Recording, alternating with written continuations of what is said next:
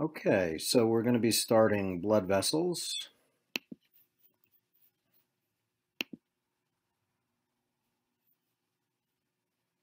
So angiology, this is the study of the anatomy and physiology and some related diseases of the blood vessels. When we talk about blood vessels in general, you're going to hear us talk about these three different layers. There's going to be the tunica interna. It's also known as the tunica intima, and that is the innermost layer. So it's the closest, the one that's adjacent to the lumen where the blood is actually flowing through. Then there's the tunica media, also known as the tunica musculosa. Musculosa because it's smooth muscle. And then there's the tunica externa, which is also referred to as the tunica adventitia, which is the outermost layer. So again, if we want to look at those three layers, we'll see we have the tunica interna or tunica intima. That's made up of endothelial cells. You can see it's one cell layer thick. They are simple squamous epithelium, very good for the diffusion of gases in or out. On the left-hand side here, you can see there's an artery, and on the right-hand side is a vein. They all have the same three layers, the tunica media or musculosa, which is smooth muscle, and then we have the tunica externa. Veins have valves. Your arteries don't have valves. It's this layer here that we're going to talk about that is damaged. When we talk about vascular irritations, it's this tunica intima or interna that's damaged. Let's just take a look at the arteries. See if we click on this.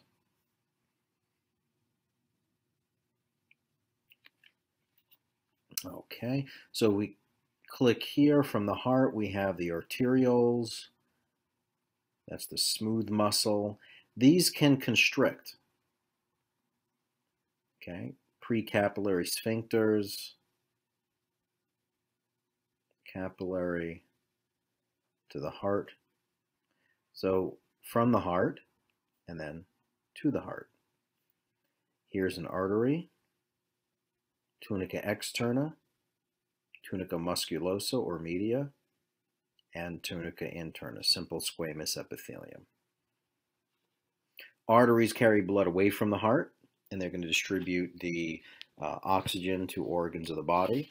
And the flow of blood carrying nutrients and oxygen is regulated by the arterioles, the smaller arteries.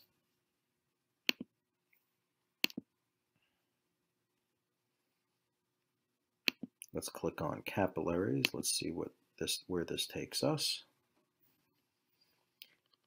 Okay, here's an arteriole, capillary, venule. Here's plasma of blood, and these are red blood cells. Capillaries provide a site for the exchange of nutrients, electrolytes, oxygen and carbon dioxide, ammonia, and many other solutes between the blood and the cells.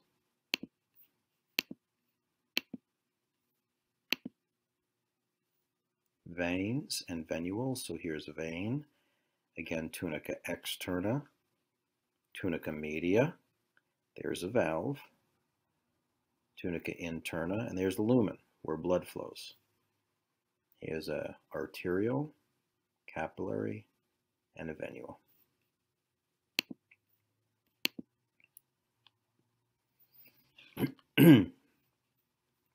Okay, now here's on a cross section. Here's the tunica externa, tunica interna, and there's the muscular layer. So it's this layer. Let me just change the color of my pen to, let's say, blue. It's this layer right here, from here to here. It's that tunica media that vasoconstricts or vasodilates.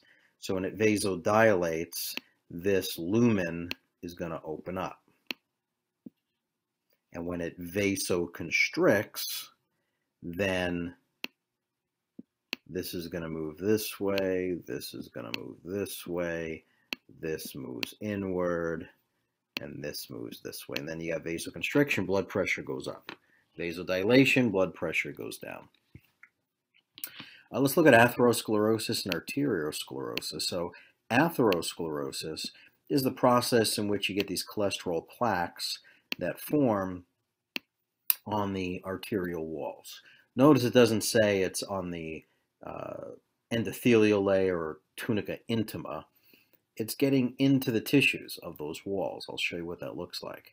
Arteriosclerosis is when these cholesterol plaques become infiltrated with calcium, and it's going to result in hardening of the arteries and an elasticity of the arteries, which means that the blood pressure is going to go up. High blood pressure. So the pathophysiology of damage to these blood vessels, there's several vascular irritants that can damage that tunica intern of the blood vessel. So some vascular irritants, smoking. Now smoking is going to deplete vitamin C. And vitamin C is the precursor to collagen. Collagen is a very, very important protein that blood vessels need. Collagen is found in blood vessels, it's found in skin, it's found in hair, it's found in bones. In fact, it makes up about 1/3 of bone is collagen. Okay. Alcohol is a vascular irritant. Fried foods, stress, caffeine, physical trauma to blood vessels, not having enough antioxidant support, right? So when we think of antioxidants, we think of glutathione. And we know glutathione is dependent on glycine, glutamine, and cysteine. So these three are going to make the big G, glutathione. Glycine, glutamine, and cysteine make glutathione. Environmental toxins and homocysteine levels. You know, when we think of homocysteine, sounds like cysteine. I'm going to show you what's involved. And then we have to talk about B6, B9, and B12. We'll talk about cysteine and methionine right now. So let's start with homocysteine right here. Now we're talking about something called methylation pathway. Methylation is really important for DNA synthesis, for RNA synthesis, for myelinating the neural system, myelinating the spinal cord, the brain, closure of the palate, closure of the lips, closure of the neural tube so we don't get neural tube defects, for making neurotransmitters. It's important for weight loss. Methylation is extremely important. And let's take a look here. We start with homocysteine on the bottom right there. Okay, now if we think of homocysteine as liquid sandpaper running through blood vessels, it could be quite damaging. So the body has several ways of getting rid of it. Think of it that way. So here's homocysteine, and in the presence of PLP, which is really B6, which is pyridoxal 5-phosphate, it's converted to cystathione, which can become cysteine. Okay, and now cysteine with glutamine and glycine, we get glutathione. So homocysteine, besides going this way, can come up in this direction and become methionine. But in order to do that, it's going to borrow this methyl group from B12. So B12 is what we call cobalamin. But cobalamin comes in different forms. It can come in methylcobalamin, adenosylcobalamin, cyanocobalamin. So in this methylated form, methylcobalamin, this methyl group is going to join forces with homocysteine and give us methionine. And now methionine goes to S-adenosyl methionine to S-adenosyl homocysteine, back to homocysteine, and again, homocysteine can go this way, or it can go back to methionine. But what happens when B12, that methylcobalamin, when that methyl group is donated and homocysteine becomes methionine, that methylcobalamin is now simply back to cobalamin. And it needs to be remethylated again, right? It has to come this way and become methylcobalamin. But how? It's going to take this methyl group from 5-methyl tetrahydrofolate. It's going to take that methyl,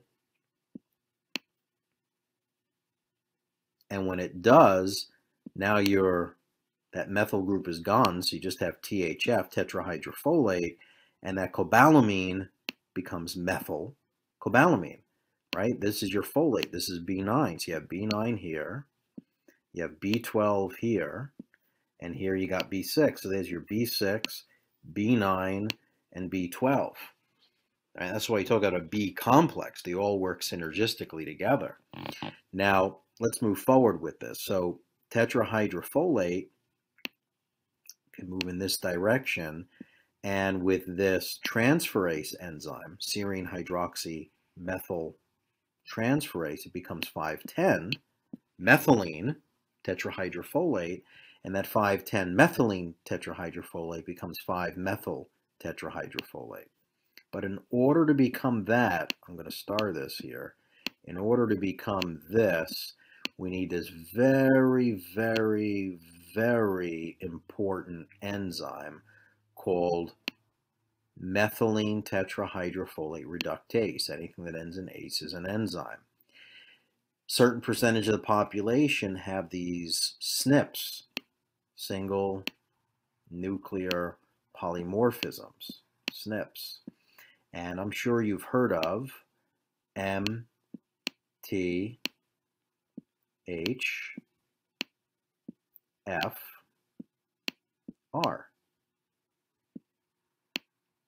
Some people have a mutation or they have this issue with MTHFR, which is this enzyme.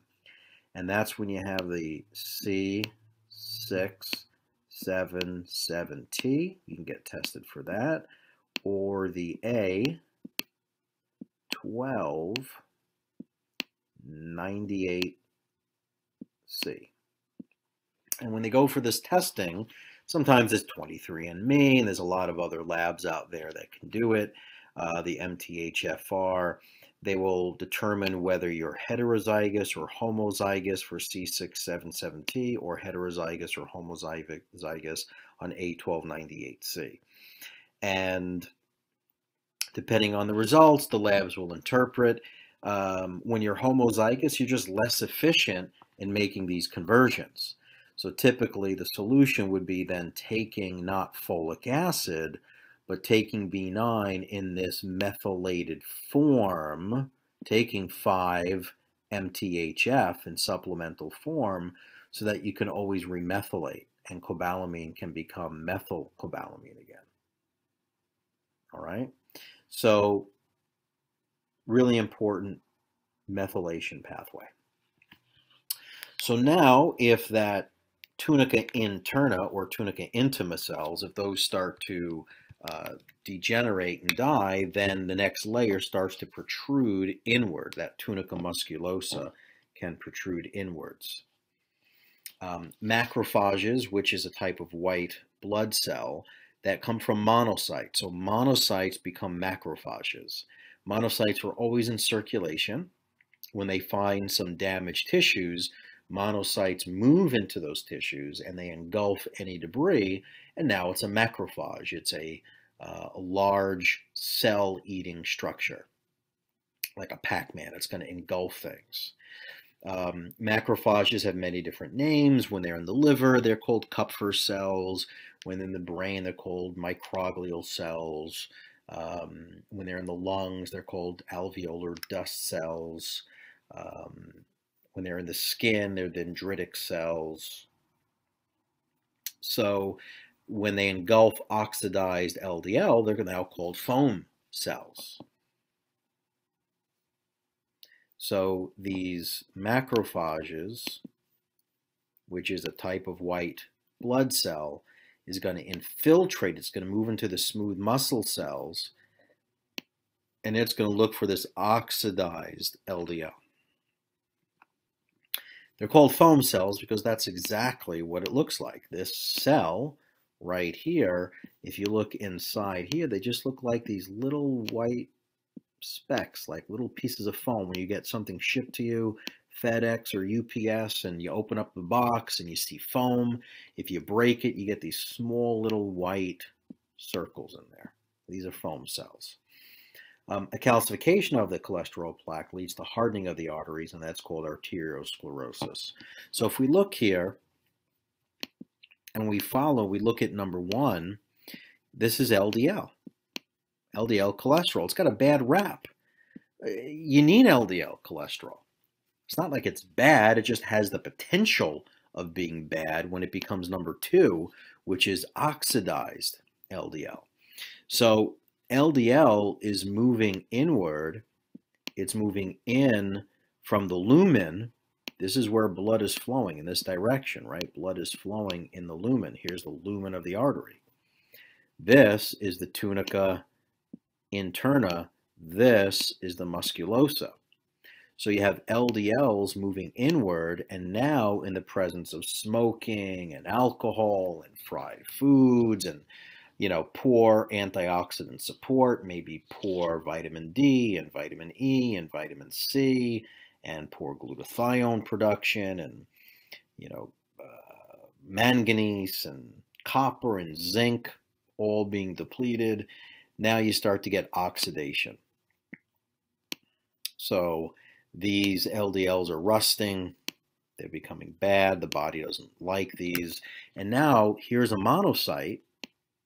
Here's the monocyte. It starts to roll. It starts to adhere and stick, right? They start to roll, and it sticks against the endothelial, and then you could see it starts to move inward.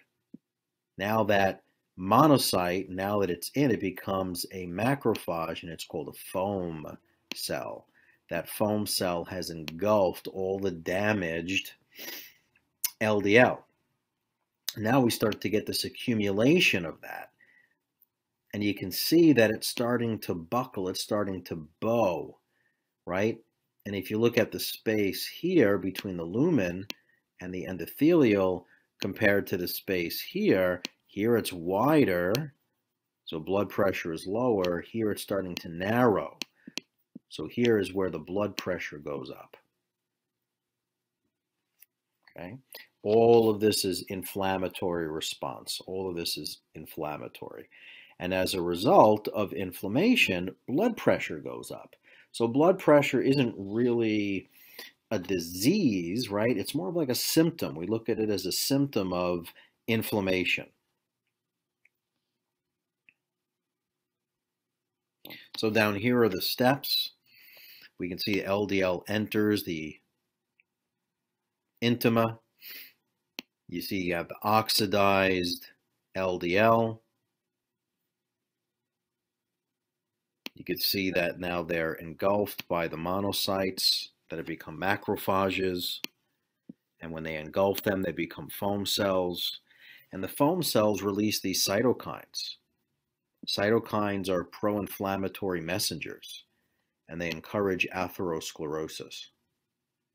Tumor necrosis factor, different interleukins that are pro-inflammatory.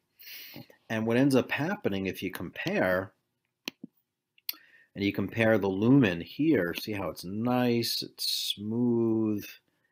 The tunica interna or the endothelial is intact. But look what's happening here, right? I mean, this is a nice circle. When you look at this, you can see that it's starting to buckle and fold inward. This is that all of that lipid pool, right? So it's not the illusion like you've got plaque buildup and cholesterol buildup here on the tunica interna. It's actually on the inside, all right? And again, just another great picture showing the process and the onset of it, right? Earliest onset. First decade, third decade, fourth decade. You can see again, here's a nice open lumen. And as we start to move in time, you can see how what's happening here in the walls, inside. So it goes through these different stages. We start here, the initial lesion. There's a fatty streak that starts to accumulate. Then you get some more lipid accumulation in there. You get these lipid pools. Then you get an atheroma, which is a core of extracellular lipids in that area. Then you get a fibroatheroma, which is either a single or multiple of lipid cores. You get this very fibrotic or calcific layer there. And then you get a more complicated lesion. Sometimes because of the buckling and because of the pressure, you can actually get a tear. You can get a hemorrhage right there. Okay, and that's where these thromboses and these clots take place, because as blood flow is coming through here, it's very turbulent. So then you get this very fibrous layer. You get fibrinogen, which becomes activated with calcium and vitamin K. That whole clotting cascade kicks in, and you start to get all this all the fibrin starts to lay down, and eventually creates a fibrous net, and it clots. And now if this blood vessel here was going to the heart, it's a heart attack. You get an MI, a myocardial infarction. If it's going to the brain, you get a brain attack or a stroke. Now, let's say it is the heart. Let's say here's the heart. And let's say here's a blood vessel going to it. And let's say over time, so let's say this starts to, you get all this oxidized LDL. And again, this is not in the lumen. This is taking place as we showed in that picture before. So as blood is coming through in this direction, right here, the blood pressure starts building up. Now, over time, this starts to happen. You start to create what's called collateral circulation, so that when this does close up, rather than no blood making it past here and then the heart becoming necrotic and you get an MI, myocardial infarction, by the time this closes up, enzymes break this down and that blood starts to make it around. It creates its own detour, and blood can go this way and come around. That's called, it's like the heart doing its own bypass surgery. When we talk about cholesterol, there's exogenous cholesterol and endogenous cholesterol. The majority of the cholesterol in your body is produced by the liver, maybe 80% or so, primarily produced at night, which is why when a lot of patients are taking statins, statin drugs like simvastatin or Lipitor or Crestor, you know, they change the names. They're typically given at night because that's when the liver makes the majority of it. So majority is endogenous, and then exogenous cholesterol is dietary cholesterol. This does not have a major effect on your overall cholesterol as it was once thought. People were afraid to eat eggs, and they were afraid they would just have the egg whites. They wouldn't have the egg yolk because the egg yolk had all the cholesterol, but also has acetylcholine. It's got lots of B vitamins, and they just had the white of the egg, the protein of the egg.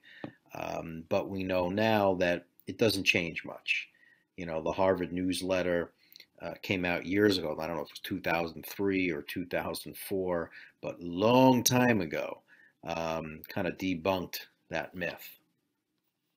So diet has some effect, but very, very, very little. Most of it is genetics, a lot of it is endogenous cholesterol, and when cholesterol starts to go up, you have to look at inflammatory causes. You have to look at cholesterol being pushed out primarily because the tunica intima has been damaged. So think of the winter time, think of in the northeast, when there's snow on these major highways and streets, plows come by, they drop the blade really hard on the street. When these trucks come by and they drop the blade, it makes potholes in the ground. So the DOT, Department of Transportation, comes and they put new asphalt. They kind of like take little tar and they fill in these holes where the potholes were. They steam it over and flatten it out. And you can tell it's been patched up, but nonetheless, there's no more potholes. So think of cholesterol as that. When there's damage to the tunica intima, the body pushes out cholesterol to patch it up. So think of it physiologically from a functional standpoint. It's a symptom. It's not a cause of something. It's saying, okay, why did the body choose to all of a sudden increase its output of cholesterol? Where is the fire? Where is the inflammation? Where's the damage? What is the body trying to fix? Okay, and then how is the individual further damaging it by blocking the production of cholesterol that was supposed to fix up that damaged blood vessel?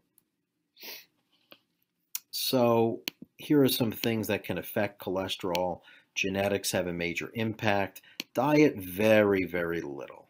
Very little. Hormones, yep. Testosterone is going to increase cholesterol. Females have estrogen, which tends to decrease cholesterol. Very rare do you hear of a woman dying of, cholesterol buildup in her blood vessels and heart attacks. Very, very little.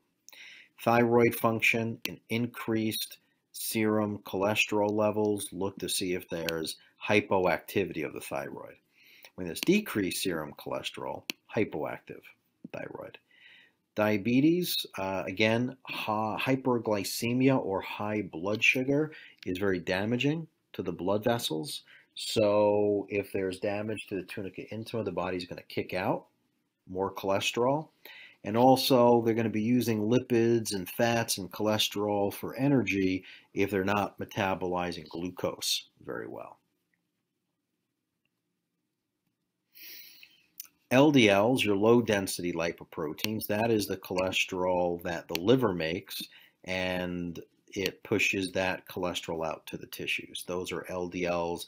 Those are the ones that have a bad rap. And again, they're not bad. How else are you going to make estrogen and testosterone and progesterone and aldosterone unless you have LDLs, low-density lipoproteins? HDLs, or high-density lipoproteins, these have the good reputation. This is the cholesterol going from the tissues back to the liver. Okay, these have like antioxidant properties. So LDLs, they're not bad. It's just that they become oxidized. They become bad. Want to try and have about a 4-to-1 ratio between LDLs to HDLs. Arteries that carry blood away from the heart to the tissues. Okay, so arteries, these are blood vessels that are taking blood away from the heart, and they're driving nutrients and oxygen to other parts of the body. The walls of the arteries are elastic and allows for them to absorb the pressure created by the ventricles of the heart as they pump blood into the arteries. Because of the smooth muscle in the tunica media, arteries can regulate their diameter. Elastic arteries and muscular arteries. So elastic arteries are conducting arteries,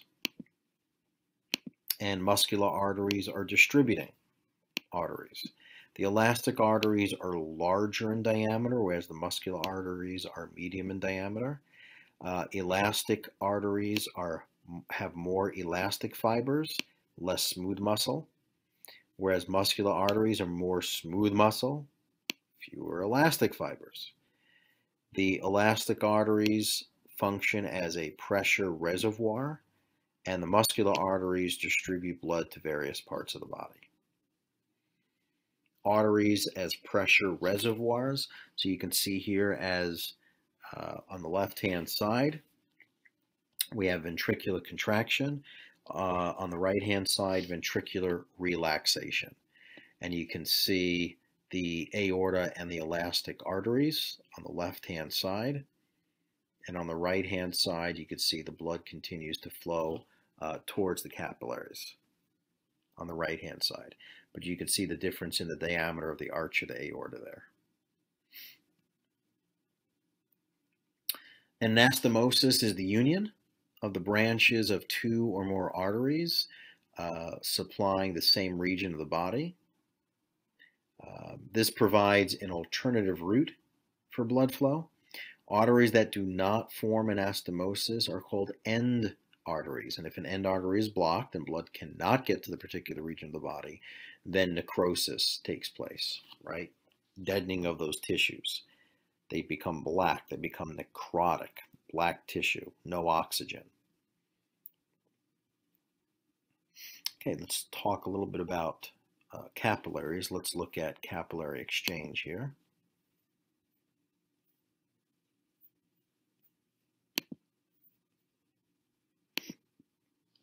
The survival of every cell in our body depends on its ability to obtain the gases, nutrients, and other substances needed to complete all of its chemical processes. Cells also produce byproducts and wastes that must be transported away from the cell. The transfer of substances between the interstitial fluid surrounding each cell and the blood flowing past the cells in the capillaries is referred to as capillary exchange. Nutrient and oxygen-rich blood reaches cells by passing through arteries which branch into increasingly smaller vessels, eventually becoming arterioles that divide to become capillaries. The capillaries recombine into venules and then to veins as they return low nutrient but higher in carbon dioxide blood to the heart.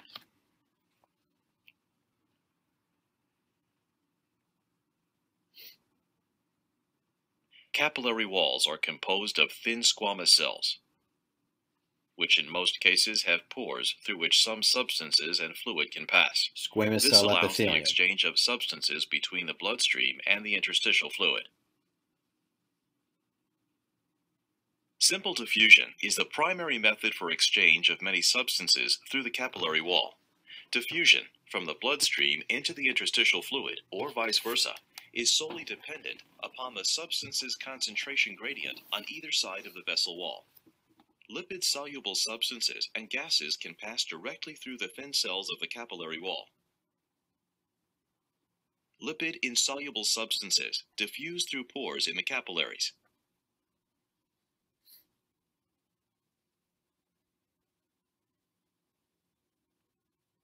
Changes in diffusion gradients of nutrients, gases, and wastes may be the result of aerobic cellular respiration within each cell. Active cells consume oxygen during the production of ATP in the mitochondria. As more and more of the intercellular oxygen is used up, its concentration becomes less than that of the surrounding interstitial fluid, causing oxygen to diffuse into the cell. As the oxygen level in the interstitial fluid decreases below the concentration in the bloodstream, oxygen diffuses out of the capillaries into the interstitial fluid. Carbon dioxide is given off during ATP production. When the accumulation of carbon dioxide within the cell exceeds that of the interstitial fluid, the carbon dioxide diffuses out of the cell. As the carbon dioxide level in the interstitial fluid increases to a higher concentration than in the bloodstream, the carbon dioxide diffuses into the bloodstream.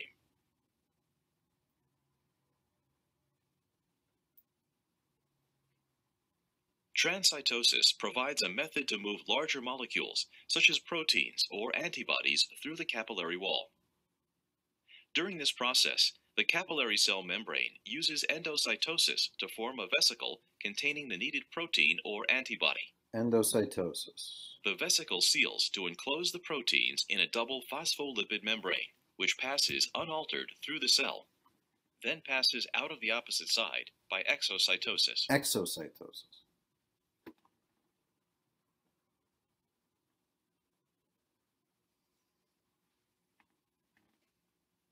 Bulk flow is a method by which fluid containing small molecules or ions can be transported through the capillary wall.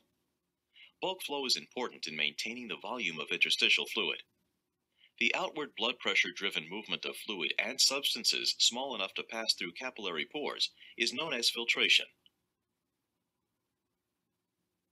Particles too large to pass through the capillary pores remain within the capillary. The inward pressure-driven movement of interstitial fluid back into the capillaries is known as reabsorption. Reabsorption. There are two primary pressures that determine the direction of bulk flow through the capillaries. This is important. Capillary blood pressure, also called capillary hydrostatic pressure, is the outward force causing filtration. Reabsorption is due to plasma colloid osmotic pressure. A colloid is an uneven quantity of suspended particles in the plasma, primarily plasma proteins, which causes osmosis to move interstitial fluid back into the capillaries. Plasma colloid osmotic pressure stays relatively constant throughout the length of the capillary, while blood pressure diminishes with distance along the blood vessel. On the proximal end of the capillaries, the capillary hydrostatic pressure is greatest and becomes the driving force causing filtration of fluid out of the capillaries into the interstitial fluid. As blood passes through the capillary to the distal end, the capillary hydrostatic pressure drops and becomes less than the plasma colloid osmotic pressure, which now becomes the dominant force. As a result, the interstitial fluid is reabsorbed in the distal end of the capillaries. It is the constant exchange of nutrients, gases, fluids, and wastes that provides the environment for each cell in our body to perform its function. Maintaining the quantity and composition of the plasma is critical to the survival of each cell in our body. That was really important. You may want to kind of pause that or rewind it and watch that one again. It was only about 5 minutes, but great video to understand the direction of flow between filtration and reabsorption, right? You're going to hear that, especially when we talk about the kidney, reabsorption and filtration. All right, so capillaries are microscopic vessels that usually connect arterioles and venules. Capillary walls are composed of a single layer of cells and a basement membrane. Because their walls are so thin, capillaries permit the exchange of nutrients and waste between the blood and the tissue cells. Capillaries branch to form an extensive capillary network throughout the tissues and are found near almost every cell in the body. And you can see how these, see if I can, you can see how you have these smooth muscle fibers surrounding, and then you have these pre-capillary sphincters that are relaxed, but over here they're contracted on the right-hand side. So it kind of diverts blood in a more direct fashion when it needs to.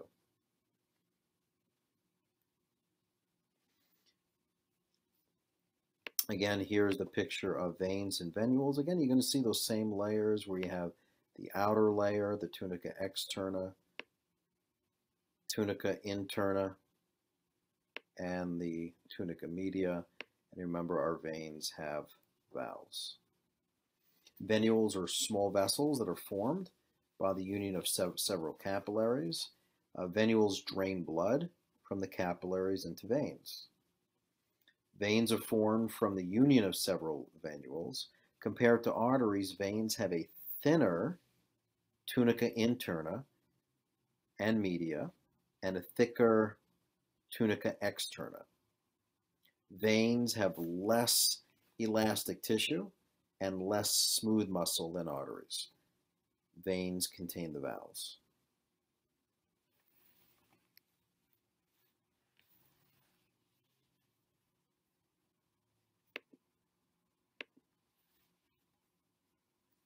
So again, here when we look at arterioles,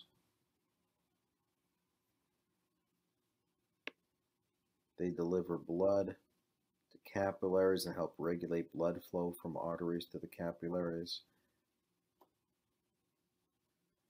When we look at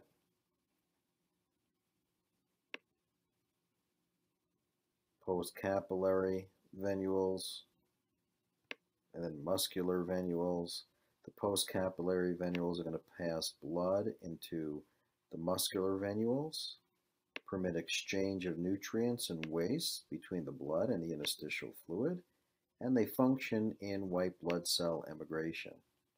The muscular venules pass blood into the vein, act as a reservoir for accumulating large volumes of blood, and then veins return blood to the heart, and they're facilitated by valves that are in the veins. Muscular arteries distribute blood to arterioles. Elastic arteries conduct blood from the heart to the muscular arteries. Capillaries permits the exchange of nutrients and waste between the blood and interstitial fluid, and they're going to distribute blood to the post-capillary venules.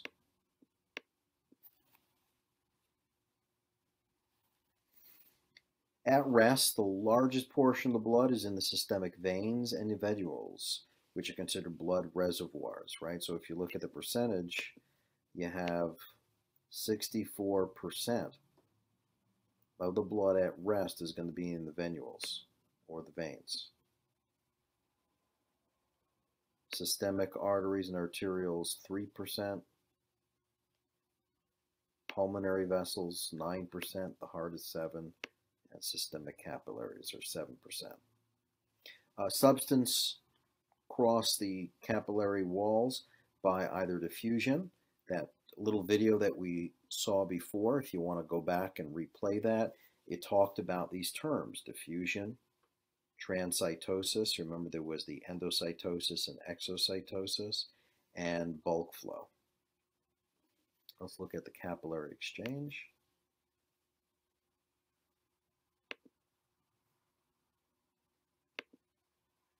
The capillaries permit the exchange of nutrients and wastes between the blood and tissue cells. Capillary exchange occurs via three basic mechanisms: diffusion, transcytosis, and bulk flow. The most important method of capillary exchange is diffusion.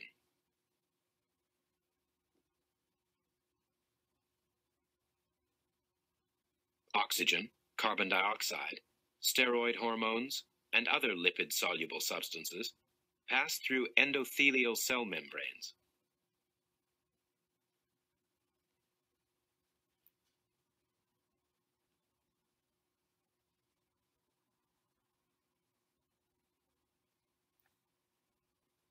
Glucose, amino acids, and other water-soluble substances diffuse through intercellular clefts and fenestrations.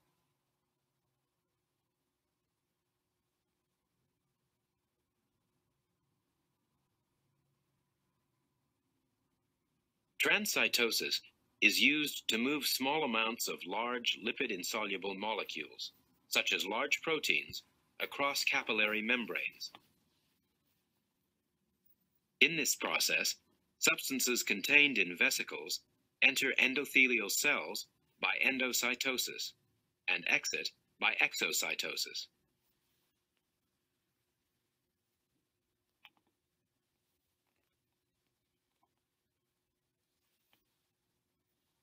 Bulk flow is the movement of large volumes of ions, molecules, or particles between blood and interstitial fluid. The movement occurs when a pressure gradient pushes water and dissolved solutes out of or into the capillary. Bulk flow is always from an area of high pressure to an area of lower pressure, and continues as long as pressure differences exist. Substances in the flow move in unison across fenestrations and intercellular clefts. Fenestrated capillaries allow more bulk flow than continuous capillaries. Tight junctions at the intercellular clefts of continuous capillaries allow little bulk flow. Most solutes can cross with water. However, most larger proteins and formed elements in the blood, such as red blood cells, cannot pass through the fenestrations of the endothelial cell.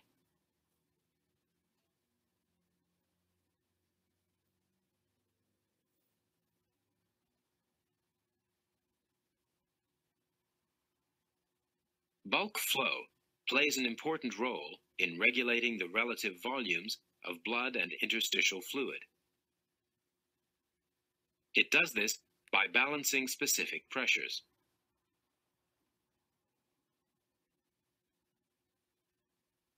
Bulk flow is given two names, depending on the direction of movement. There are four factors that determine the net direction of capillary exchange. Blood hydrostatic pressure, generated by the pumping of the heart, promotes filtration by pushing fluid out of the capillary. Blood colloid osmotic pressure is caused by the colloidal suspension of plasma proteins that are too large to pass through fenestrations or gaps between endothelial cells. This pressure acts as if it pulls fluid into the capillary and promotes reabsorption. Protein, right? When you get your blood taken, don't they check for protein and albumin in there? Blood hydrostatic pressure combines with interstitial fluid osmotic pressure, the slight pull of fluids towards the interstitium, to promote filtration. In opposition, blood colloid osmotic pressure and interstitial fluid hydrostatic pressure, which is near zero under normal conditions, promote reabsorption.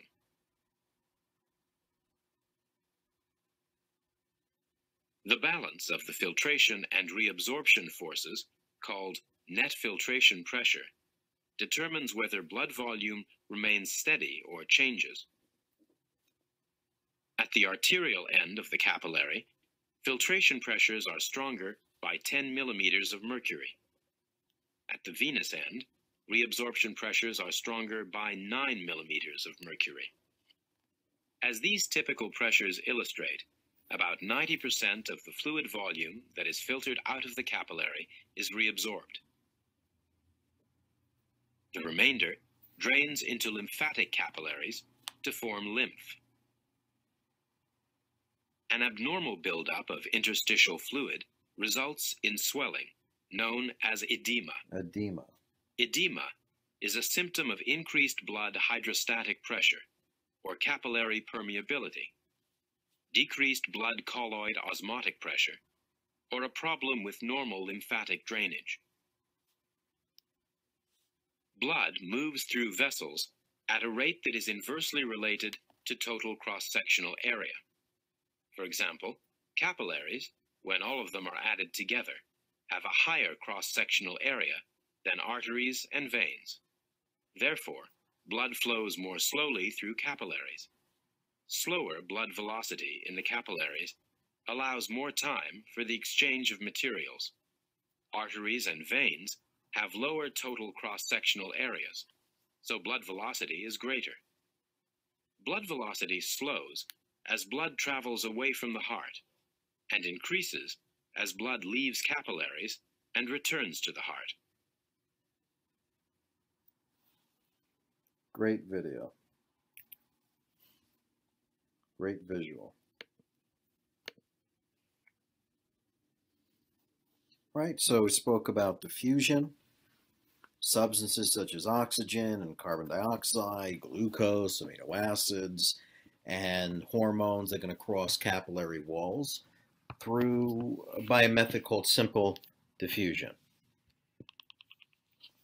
Large lipid insoluble molecules like insulin can cross capillary walls in vesicles. That was the method called transcytosis. That was your endocytosis and exocytosis. Bulk flow is the passive process in which large number of ions, molecules, or particles in a fluid move together in the same direction. The bulk flow occurs from an area of higher pressure to an area of lower pressure, and it continues as long as the pressure difference is existing. Bulk flow is more important for regulation of the relative volumes of blood and interstitial fluid.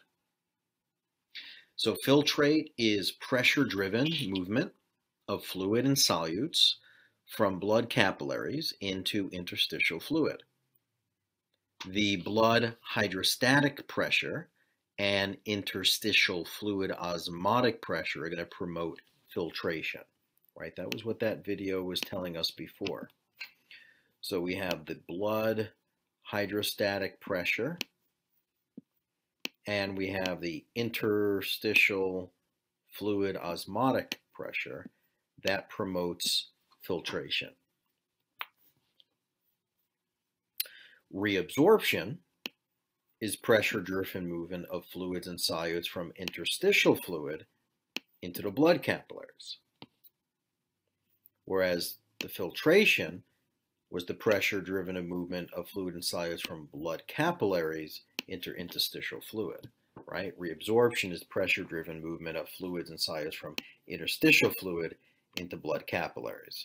So the interstitial fluid hydrostatic pressure and the blood colloidal osmotic pressure, that's going to promote reabsorption. And this is what that video demonstrated before. Okay. Blood flow is the volume of blood that flows through any tissue in a given time period. Total flow is cardiac output.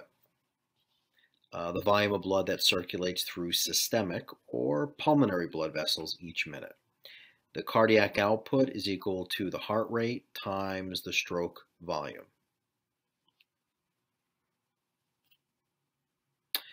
Cardiac output is equal to the mean arterial pressure divided by the resistance as well. Let's look at the vascular regulation and cardiac output.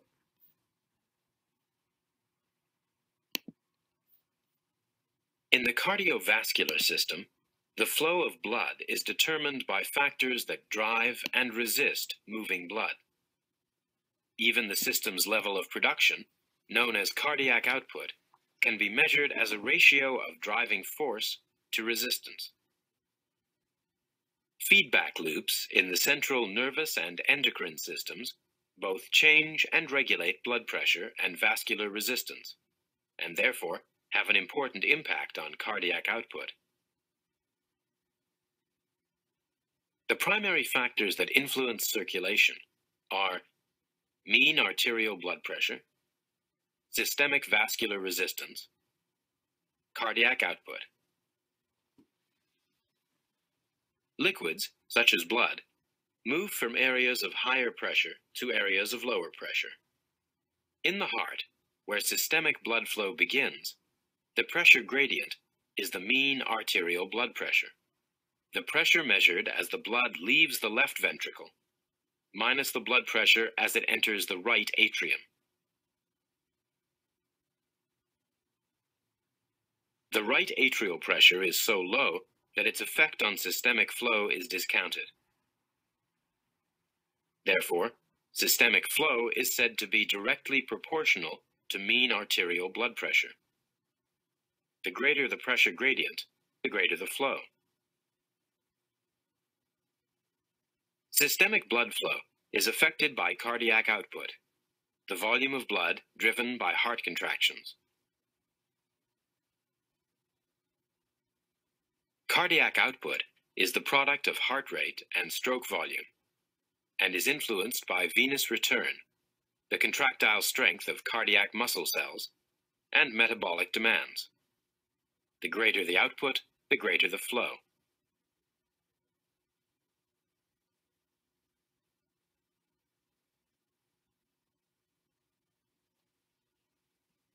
Systemic vascular resistance is simply the natural dampening of blood flow that occurs in the vessel. The greater the resistance, the harder it is to move blood through the vessel. Factors that increase resistance are smaller vessel radius,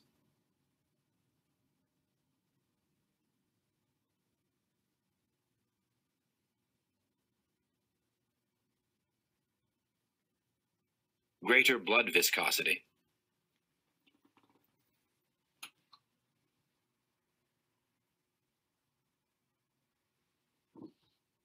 and longer vessel length.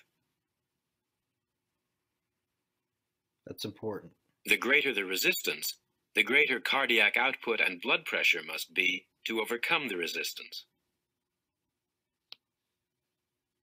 Systemic structures, such as the heart,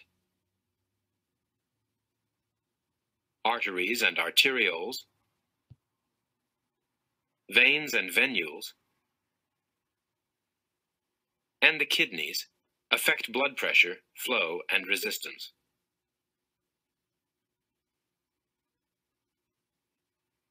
Contractions of the ventricles determine blood pressure, which drives the circulation of blood. Blood pressure varies depending on the state of contraction of the ventricles.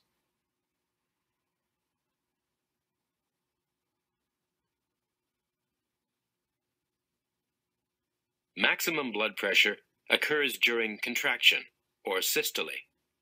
This is known as systolic blood pressure. In a healthy resting adult, systolic blood pressure is about 120 millimeters of mercury. During relaxation, or diastole, minimum blood pressure occurs. This is known as diastolic blood pressure. In a healthy resting adult, diastolic blood pressure is about 80 millimeters of mercury.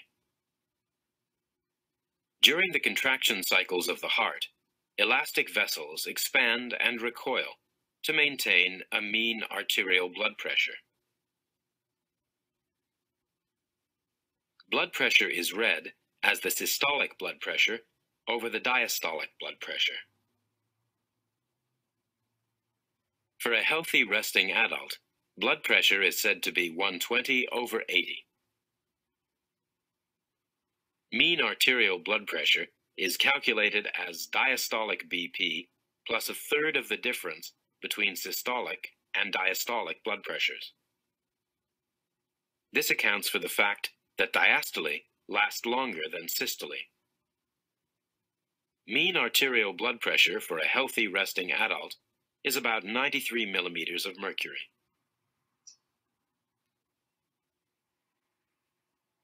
Small arteries and arterioles play a primary role in determining systemic vascular resistance.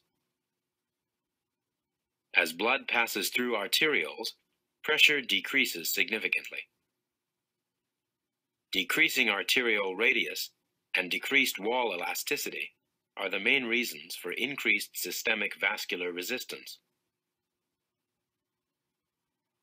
Small changes in vessel radius can lead to large changes in resistance and blood flow.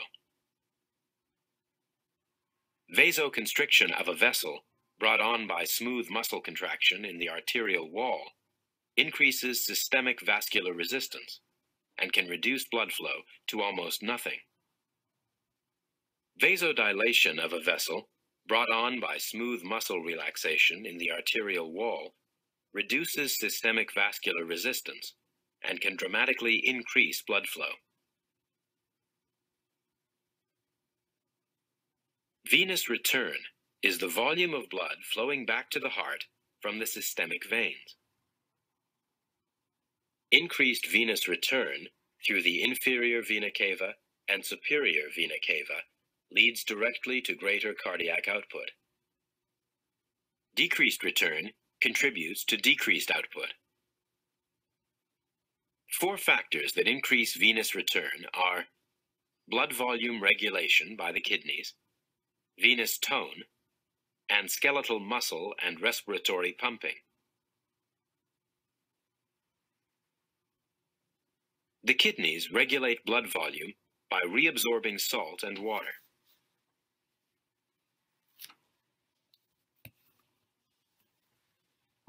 When water is resorbed, it is stored in the blood and interstitial fluid.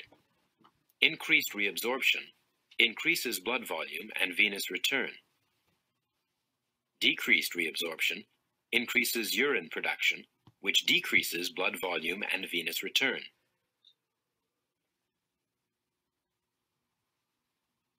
Systemic veins and venules also impact venous return. Veins are the major blood reservoirs in the body.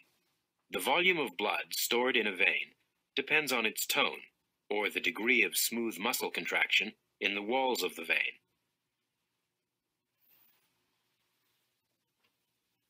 Increased venous tone constricts the vein, decreasing storage, moving more blood along, and increasing return. Decreased tone relaxes the vein, increasing storage, holding more blood, and decreasing return. Blood pressure is also created by two pumping mechanisms. Skeletal muscle pumping involves the coordinated compression and decompression of veins and the opening and closing of valves. The process milks blood toward the heart, increasing venous return. Think about what happens here when you have people in the military that stand at attention for too long, or if you've ever been in a high school choir or church choir, and you have to stand still for too long. Everyone knows that in any choir, when you're standing and you're not swaying back and forth and your knees are locked out, people faint, right? You're supposed to keep a slight bend to the knee and sway forward and backward a little bit, so you get this dorsiflexion and plantar flexion, so you get this contraction where the gastroc and the soleus is to pump venous return of blood back upward. You don't get this stagnation. And when that doesn't happen, then people faint. And when you faint, you're lying horizontal, and it's a lot easier for blood to get pumped back upward without the gravity pulling blood down. It takes less energy. Okay?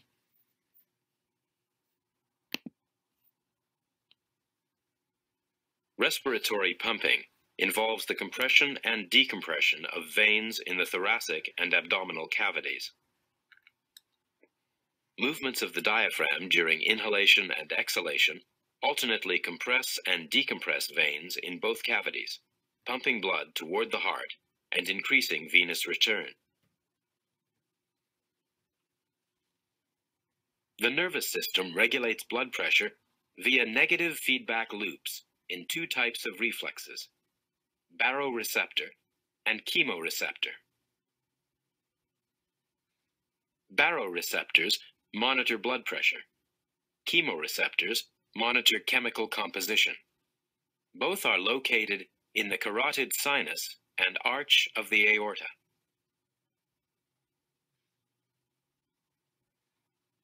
Baroreceptor reflexes are major short-term mechanisms for regulating mean arterial blood pressure. The carotid sinus reflex helps maintain blood pressure in the brain. Changes in blood pressure increase or decrease the stretch of the carotid sinus's wall and stimulate baroreceptors. Impulses are sent over sensory fibers in the glossopharyngeal nerves to the cardiovascular center in the medulla oblongata. The aortic reflex, which maintains general systolic blood pressure, works in a similar manner. Stretches in the wall of the ascending aorta and aortic arch send impulses over vagus nerves to the cardiovascular center. If blood pressure drops, there is less stretch. Fewer signals are sent to the brainstem. See, now where's that vagus nerve? This came up a few times in the course. The vagus nerve, cranial nerve number 10, the nucleus is in the medulla oblongata that's protected by the top two vertebrae, In the neck, it's C1 and C2.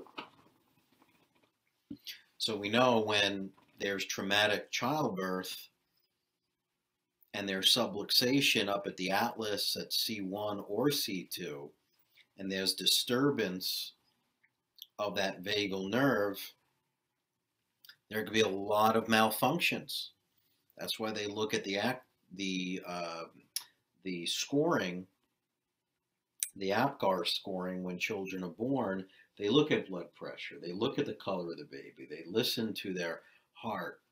They look at the respirations per minute. Vagal nerve controls all of that. Vagal nerve controls digestion and heart rate and everything.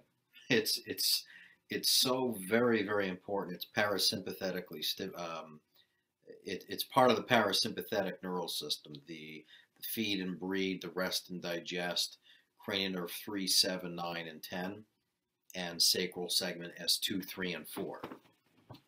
Okay, so the integrity of the upper cervical spine, there's been lots of research with upper cervical adjustments and regulating blood pressure. And I can tell you from my practice over the last 23 years, I've done many pre and post blood pressure checks and been able to balance them out through adjustments of the upper cervical region. The cardiovascular center sends out more sympathetic and fewer parasympathetic impulses. This causes heart rate, myocardial contractility, venous tone, and cardiac output to all increase. Vasoconstriction of small arteries and arterioles causes systemic vascular resistance to increase. These responses cause blood pressure to rise toward normal. Baroreceptor reflexes also work in the opposite direction. An increase in blood pressure causes greater stretch, sending more impulses to the cardiovascular center. The response is decreased cardiac output and systemic vascular resistance, lowering blood pressure toward normal.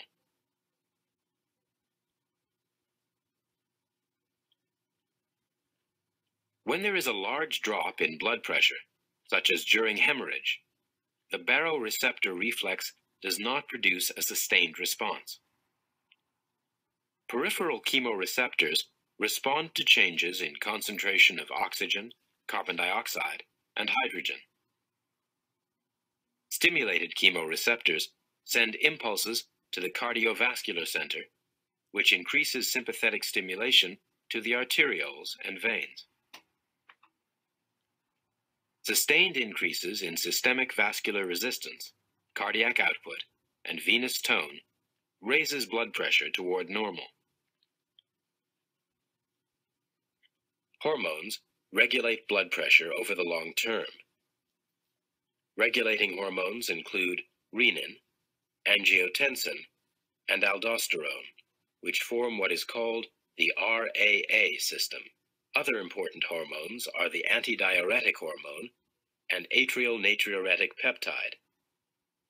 Sometimes it was called the RAS system, the renin, angiotensin, aldosterone system. The RAA system is activated by a drop in mean arterial blood pressure. Juxtaglomerular cells in the nephron of the kidney sense the drop in blood pressure and volume and release renin. Renin joins with the plasma protein angiotensinogen to form angiotensin. Angiotensin-converting enzymes in the lungs then convert angiotensin to the active hormone angiotensin II. Angiotensin II targets smooth muscle cells in systemic arterioles. The hormone causes the vessels to constrict, increasing systemic vascular resistance and raising blood pressure toward normal. Angiotensin II also targets cells in the proximal convoluted tubule in the nephron.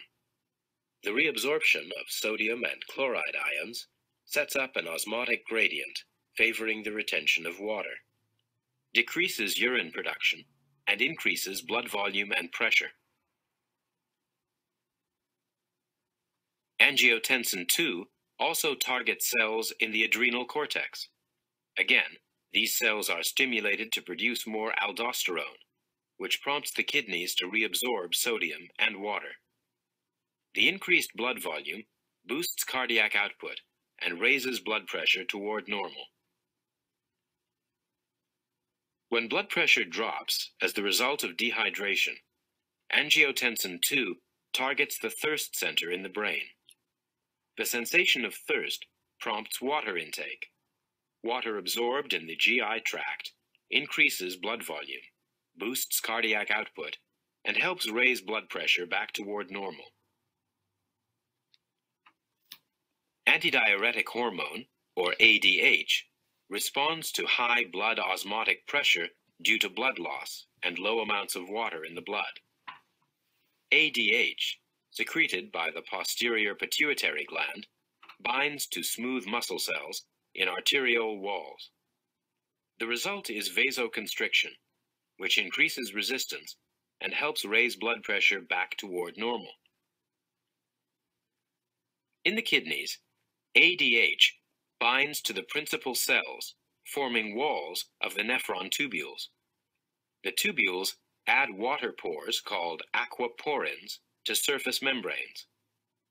This increases the permeability of the tubules to water, counteracting the high osmotic pressure and increasing reabsorption of water. The greater water retention increases blood volume, venous return, and cardiac output, and helps normalize blood and osmotic pressure. ADH also binds to sweat glands, reducing sweating. Again, the retained water boosts cardiac output and helps normalize blood and osmotic pressure. ANP has the opposite regulating effect to the RAA system and ADH. It helps bring high levels of blood pressure and blood sodium down.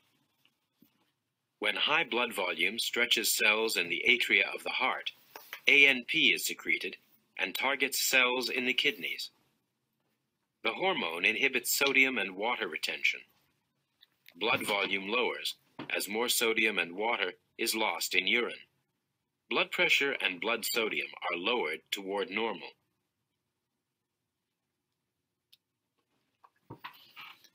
That covered a lot of information,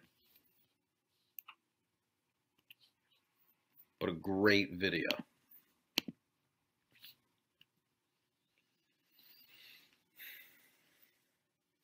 Okay, so blood pressure, the contraction of the ventricles generates the blood pressure. Blood pressure is determined by cardiac output, blood volume, and vascular resistance, which we learned quite about in that video. The higher the blood pressure, the greater the blood flow. Let's look at mean arterial pressure.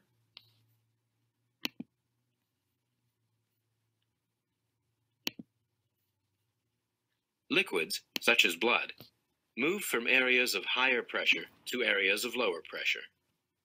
In the heart, where systemic blood flow begins, the pressure gradient is the mean arterial blood pressure. The pressure measured as the blood leaves the left ventricle, minus the blood pressure as it enters the right atrium. The right atrial pressure is so low that its effect on systemic flow is discounted. Therefore, systemic flow is said to be directly proportional to mean arterial blood pressure. The greater the pressure gradient, the greater the flow.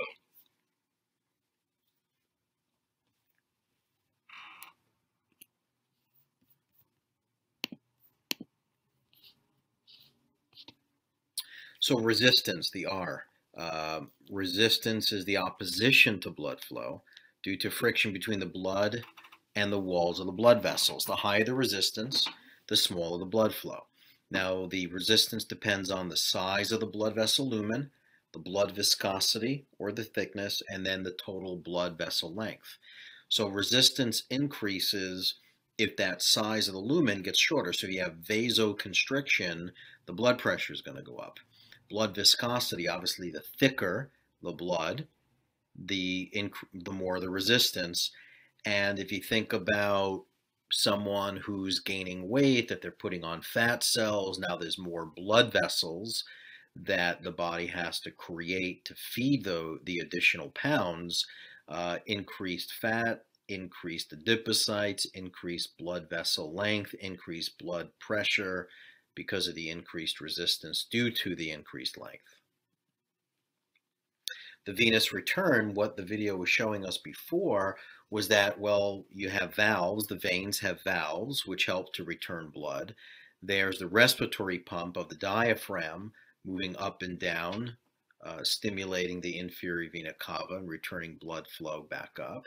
And then the skeletal muscle pump between the gastrocs and the soleus in the posterior compartment muscles that we see here. So this is why it's really important, and they tell you even on an airplane, you know, if you're sitting, pump your legs. It's really bad for people to be, you know, lying down in a hospital bed for an extended period of time without walking around and pumping the blood and circulating fluids throughout the body. So factors that affect blood pressure, increased blood volume, the skeletal muscle pump, respiratory pump, vasoconstriction, all that's going to increase venous return. You have decreased parasympathetic impulses, increased sympathetic impulses and hormones from the adrenal medulla. You can see each of those are going to lead to increased heart rate or increased stroke volume, which leads to increased cardiac output, which means increased mean arterial pressure. Right? On the right-hand side, increased number of red blood cells, as in polycythemia, increased body size, as in obesity. The increase of the RBC is going to increase blood viscosity. The increase in weight or obesity or adiposity increase total blood vessel length. Those are going to increase the resistance. And decreased blood vessel radius, which means vasoconstriction, all those are going to increase vascular resistance, which is going to increase mean arterial pressure. Okay, the video spoke about the control of the blood pressure and the blood flow, the medulla oblongata that contains the cardiovascular centers there, as well as the respiratory center. It's a group of neurons that regulate heart rate, the contractility, and the blood vessel diameter. So as a doctor of chiropractic, what I love about this is right here in this area, this is where we have the C1 vertebrae. And then right in here, we have the C2 vertebrae. So we have the atlas and axis. And we can use these as a way of sending impulses into the neural system to have a major impact on what you're looking at here. Okay, so input to the cardiovascular centers from the higher brain centers, the cerebral cortex, the limbic system, which is the emotional brain, and then the hypothalamus. Input is also coming in from proprioceptors, which are going to monitor joint movements.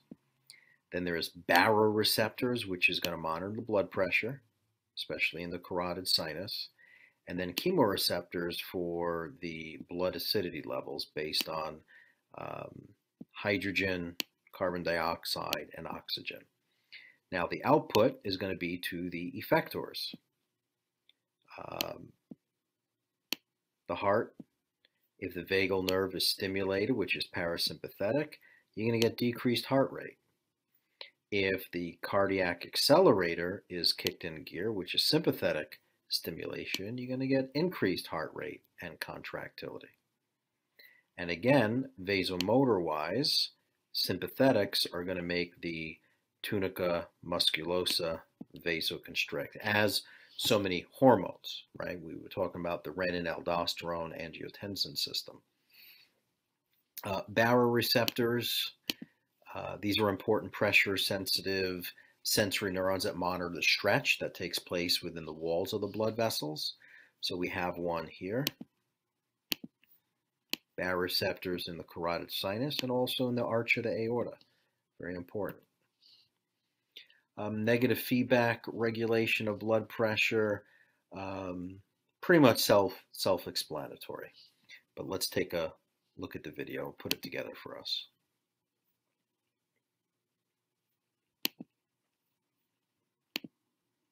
Arterial blood pressure determines how much blood flows into the capillaries, where the exchange of nutrients and wastes between blood and body cells occurs.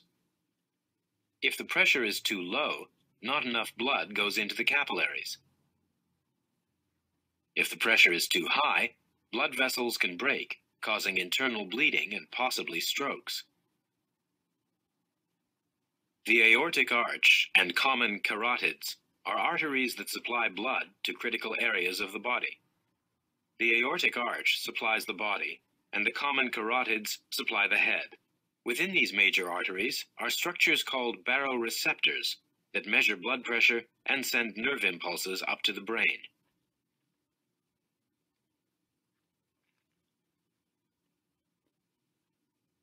If pressure is high, the walls stretch. If pressure falls, the walls are less stretched. Baroreceptors send information to the cardiovascular center in the medulla oblongata in the brain. When blood pressure drops, the slower rate of impulses from the baroreceptor conveys this disruption to homeostasis to the CV center. The CV center sends its own nerve impulses out to the heart and many of the blood vessels. CV is cardiovascular center.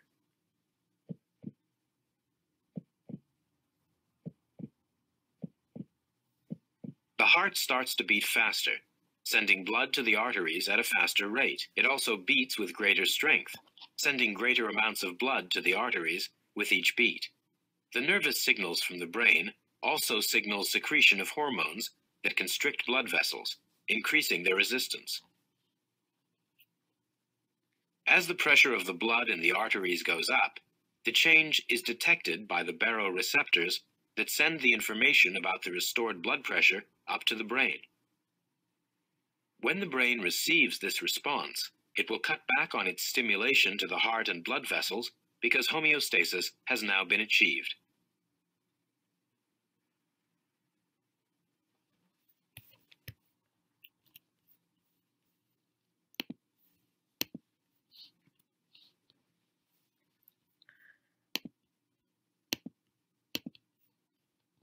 Okay, so when we look at factors that can influence blood pressure, when we look at cardiac output, what are the things that can increase heart rate and contractility? Norepinephrine and epinephrine. What are the effects on blood pressure? They're going to increase it, right? When they think of norepinephrine and epinephrine, well, what gland should we be thinking of with this? Think back to endocrine. Remember, there was a structure histologically that looked like this, and it had a cortex, and then it had a medulla. So the adrenal cortex and the adrenal medulla, right? So in here in the adrenal medulla is where the catecholamines are produced, like norepinephrine or noradrenaline and adrenaline. When we talk about systemic vascular resistance, vasoconstriction, angiotensin II, ADH, antidiuretic hormone, and then norepinephrine and epinephrine again. When we talk about the opposite effect of vasodilation to decrease blood pressure, now the heart produces atrial natriuretic peptide. And vasodilation, we got to talk about NO, nitric oxide, which comes from arginine.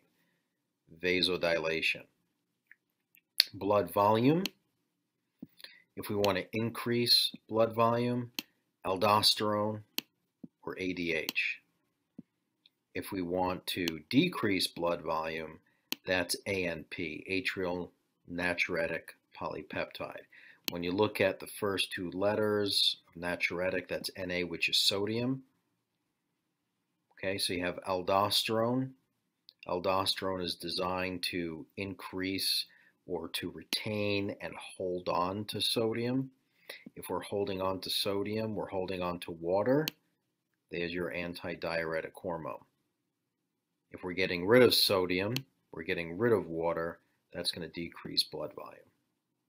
Okay, so this is a really good illustration, a good graph to kind of look at and figure out.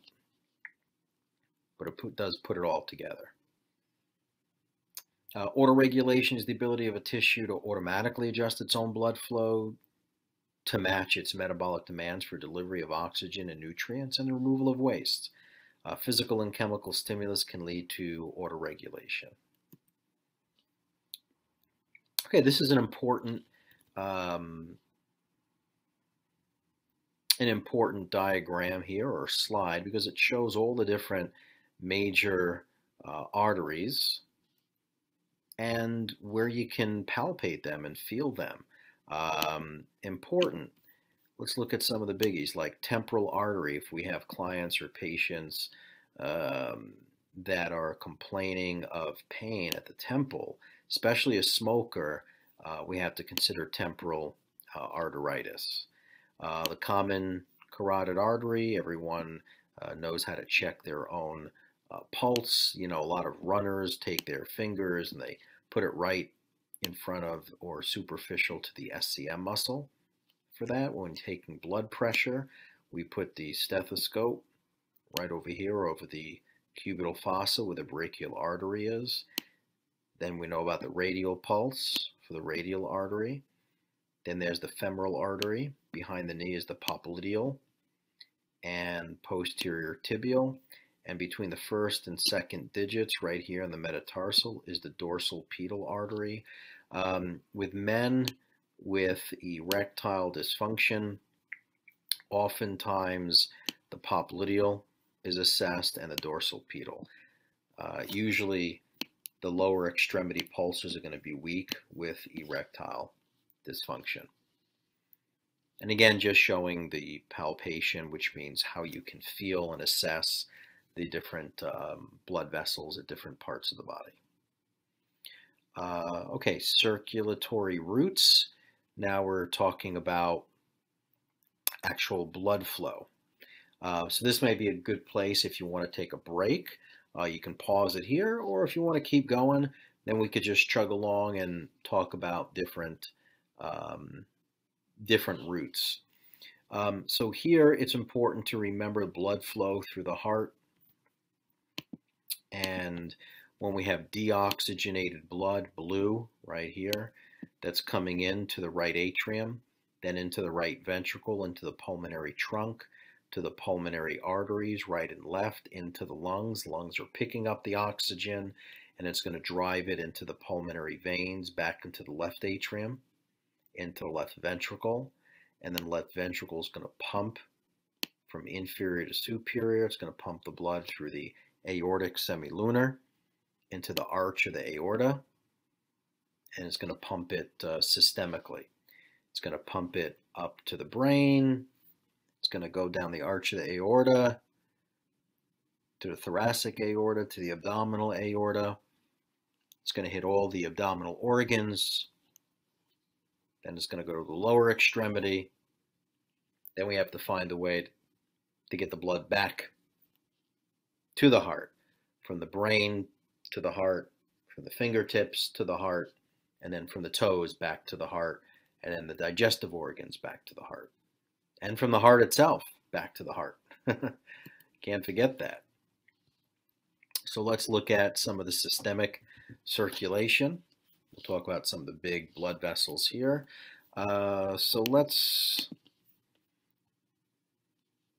This is just a good overview of some of the main blood vessels.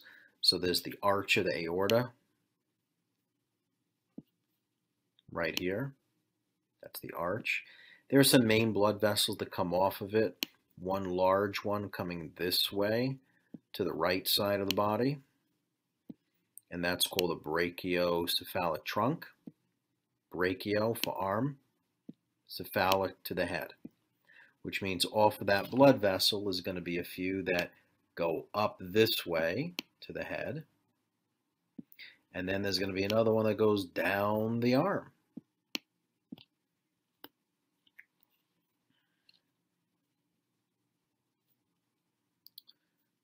In the thoracic region is the thoracic aorta. The landmark here is the diaphragm. If you're above the diaphragm, thoracic aorta. If you're below it, you're in the abdominal region for the abdominal aorta.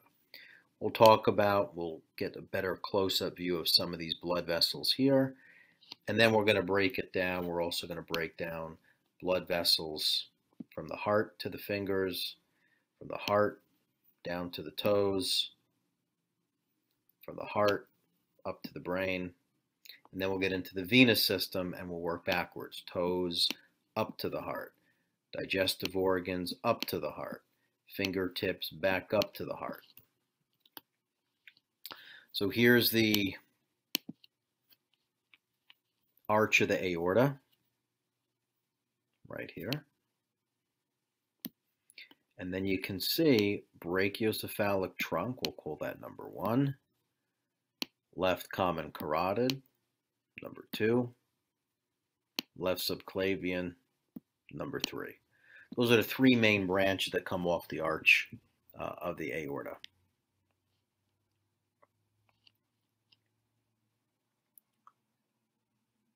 Now, on the left-hand side, here's left, and here's the right side. On the right-hand side, there's only the brachiocephalic trunk.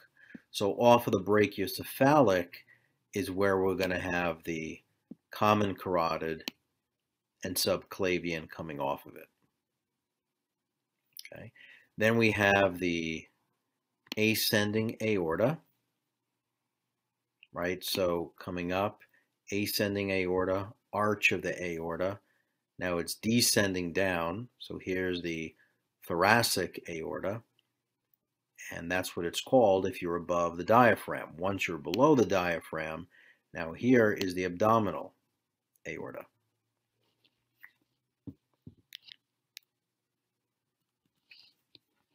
And off the abdominal aorta, we're going to have a very important region called the celiac trunk, which has 3 blood vessels coming off of it.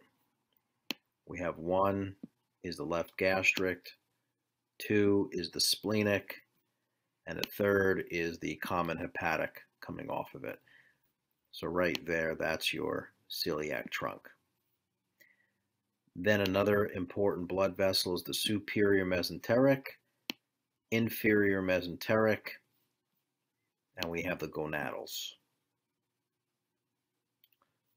There's a left renal and a right renal artery as well.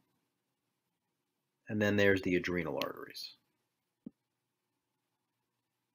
Going to the lumbar vertebra, lumbar arteries. Then the continuation of the abdominal aorta. It's going to branch into a right common iliac and a left common iliac. Anytime you see the word common, whether it's the common iliacs or up on top, the common carotids, it's safe to assume that they're going to divide into an internal and external something. So if it's a common iliac, it's going to divide into an internal and external iliac. If it's a common carotid, it's going to divide into an internal and external carotid. Up on top, if you look at the left subclavian under the clavicle, after the subclavian, right around second rib or so, now it's in the armpit. It's called the axillary artery. Then after the axillary, it follows the humerus or the brachium, so it's called the brachial artery. Then in the forearm, you have the radial and ulnar bone, so there's a radial and ulnar artery. And then you're in the palm, so there's going to be a deep and superficial palmar arch. And then off of that, going into the digits, digital arteries. off of the heart. Let's just see. Here again is the arch of the aorta, and then you have 1, 2, 3 main blood vessels. This one here is the brachiocephalic, that's number 1. Number 2, left common carotid. Number 3, left subclavian. And you can see them here as well. Off the ascending aorta, we can't forget that there's going to be a right coronary artery, and there's going to be a left coronary artery as well.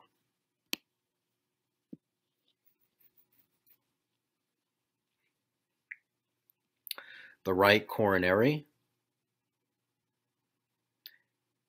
comes this way, and it's going to move and become the marginal.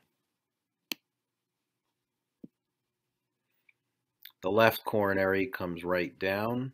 There's a fork in the road. One goes around to the back. That's called the circumflex branch or circumflex artery, and one goes right down in that interventricular groove, and it's called the anterior interventricular branch.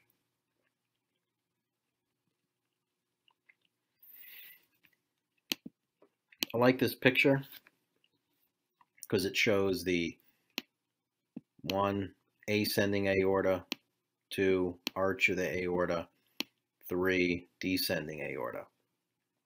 Then you have the brachiocephalic, left common carotid, and left subclavian.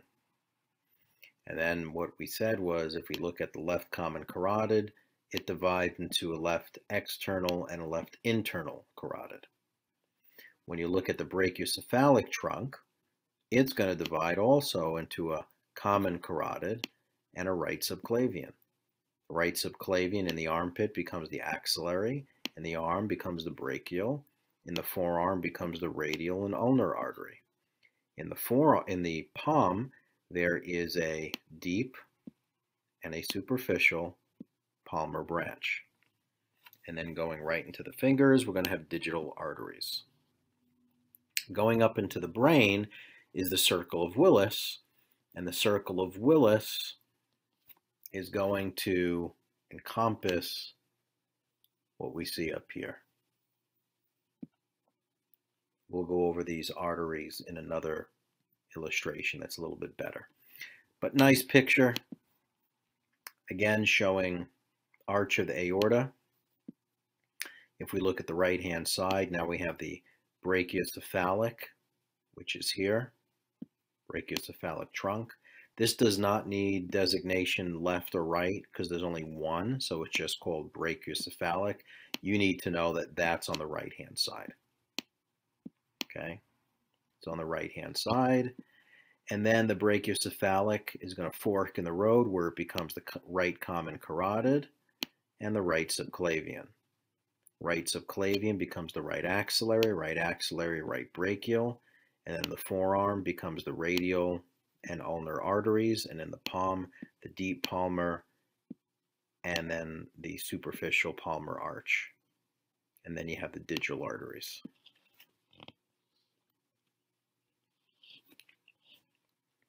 Okay. Circulation now going up into the brain. Here is the cervical spine.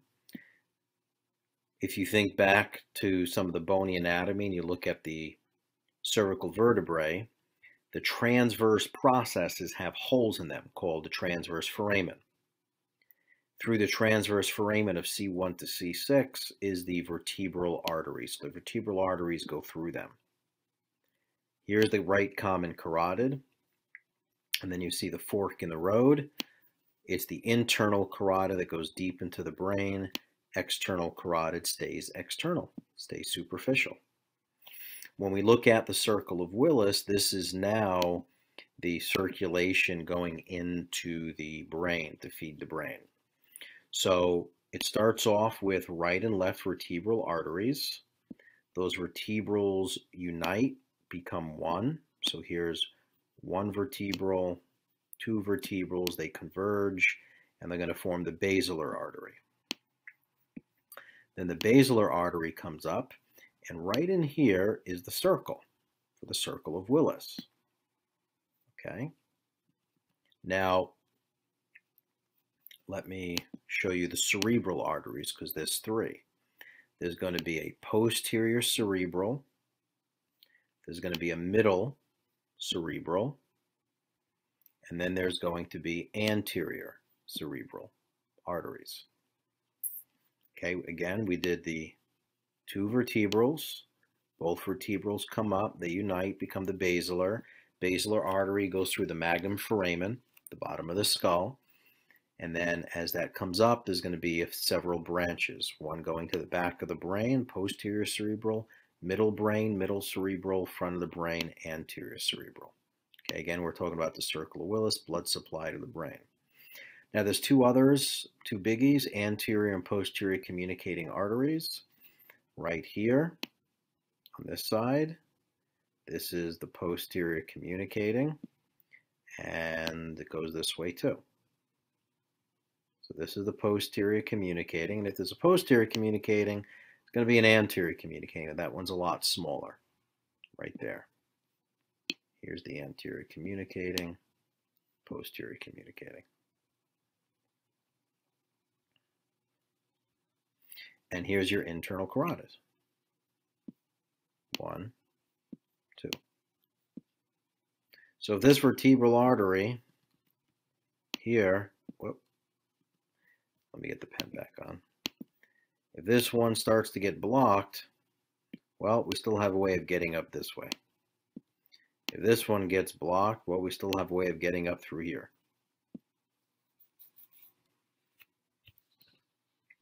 That's what it looks like from underneath.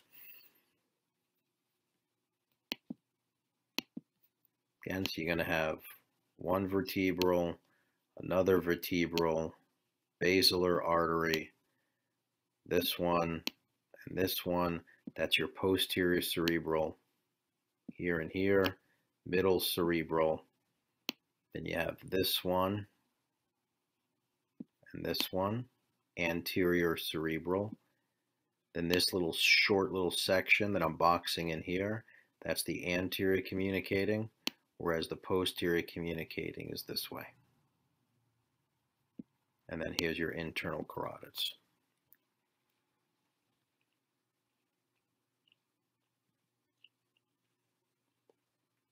Here's the vertebral artery going through the transverse foramen of the cervical vertebrae. Here's a CT scan showing the vertebral artery going through the transverse foramen, but you can also see the common carotids there as well.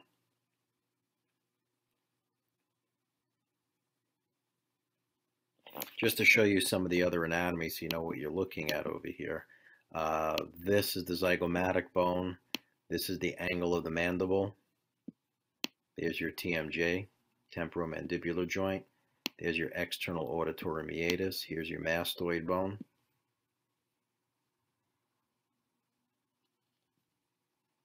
Just shows that when you turn and rotate your cervical spine, there's a lot of elasticity.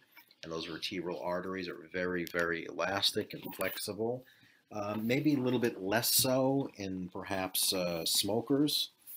They become a little bit more vulnerable. People that are deficient in vitamin C, young ladies that are on the oral contraceptive that may have higher homocysteine levels. Just got to be careful with the vascular irritants. But these are very, very strong blood vessels. They withstand a lot of force.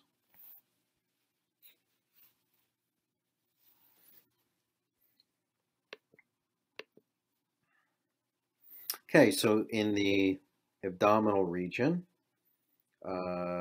let's take a look. Here was the celiac trunk on this region here. So here's the common hepatic. You got the splenic and left gastric. Those three are from the celiac trunk.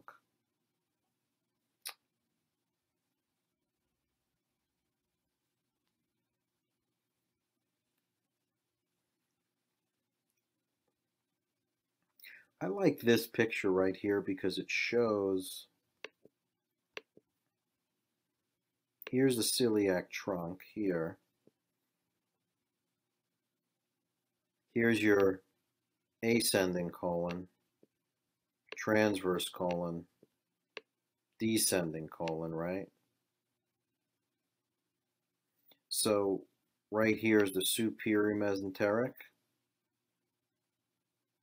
and the superior mesenteric and the inferior mesenteric arteries. These are going to control, if we talk about the superior mesenteric, it's pretty much all of the small intestine, duodenum, jejunum, and ileum, ascending colon, and about half of the transverse colon. You can see it ends right around there.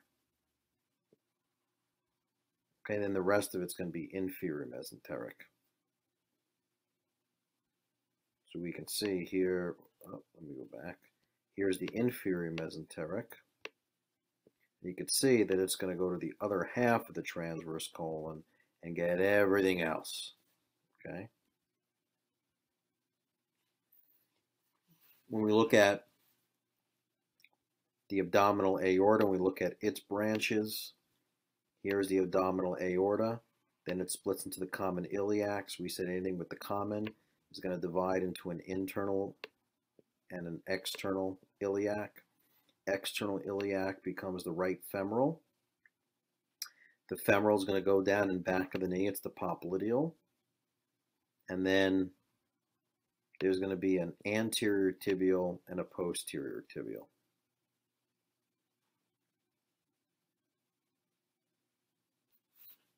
Let's see if we can show you on the leg here.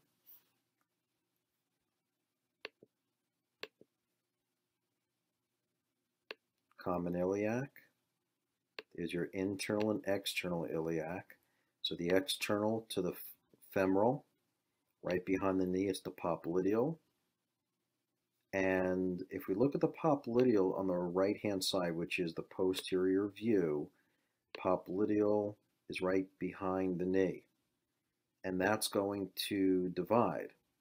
There's going to be an anterior tibial and a posterior tibial. The anterior tibial comes right out in front between the tibia and the fibula. It's going to come down right between that first and second toe and give us that right dorsal pedal. The dorsal pedal, if we look on the right-hand side, again, you can see the popliteal coming down. And now it follows the tibia where it's the posterior tibial. And then there's the other one that's following the fibula. And that's just called the peroneal artery or the fibular artery. The fibular artery and the posterior tibial artery would kind of be equivalent to what you have in the forearm where you have the radial and ulnar artery. And then in the palm, how there was a palmar arch in the foot, there's a plantar arch. Okay, there's a medial and lateral plantar arch. On the venous side, now when we look at the venous system, the thinking is a little different. Now we have to figure out, well, how does blood go from the brain to the heart? How does it go from the fingertips to the heart? How does it go from the feet to the heart? How does it go from the digestive organs back to the heart? And how does it go from the heart to the heart? So here, now blood has been delivered to the brain. We don't have internal and external carotid veins. What we have here in the brain are jugulars. So from the brain, you're going to have all of these sinuses.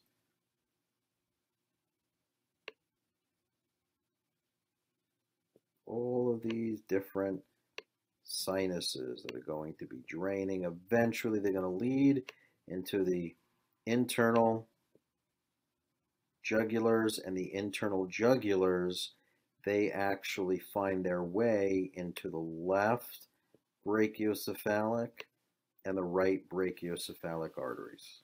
The right and left brachiocephalic veins. Both brachiocephalic veins are going to lead into the superior vena cava. Superior vena cava is going to lead right into the right atrium of the heart.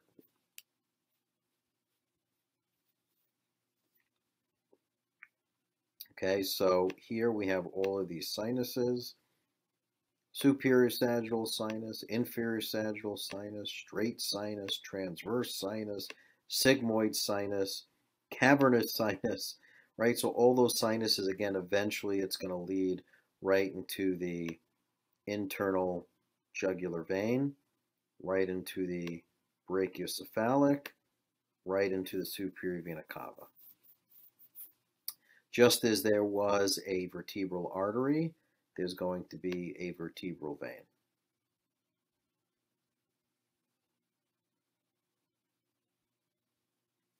Now going from the fingertips up to the heart, everything's pretty much the same, you know, in terms of the names of the veins based on the arteries. There's only a few additional ones that we didn't mention because we don't have our arteries by their name. That's going to be a lateral vessel. That's called the cephalic. And then there's going to be the basilic, which is more medial. Other than that, there's digital arteries, there's digital veins. There's radial arteries, there's going to be a radial vein. There is a ulnar artery, there's going to be an ulnar vein. There's a brachial artery, there's brachial veins. Right, so here's the radial artery, ulnar artery, brachial artery. Sorry, I'm just in my mind, I'm checking off where there's arteries and then there's the analogous venous system. There's a radial artery, there's a radial vein. There's a ulnar artery, ulnar vein. Brachial artery, brachial vein. There's a axillary artery, axillary vein. Subclavian artery, subclavian vein. Okay, now it's going to lead into the superior vena cava, into the right atrium. Again, the additional ones, cephalic and the basilic. Okay, so if we look at the arm, now we start at the fingertips, we work our way up. You have the palmar veins, digital veins, moving up into the forearm. Now, on the lateral side of the forearm, cephalic vein, and that's also lateral arm. Medial forearm, basilic, also here, which is lateral arm, is basilic. Okay, they're going to lead up. The armpit, axillary vein, into the brachiocephalic vein, from brachiocephalic, right here into the superior vena cava. Close-up of the hand.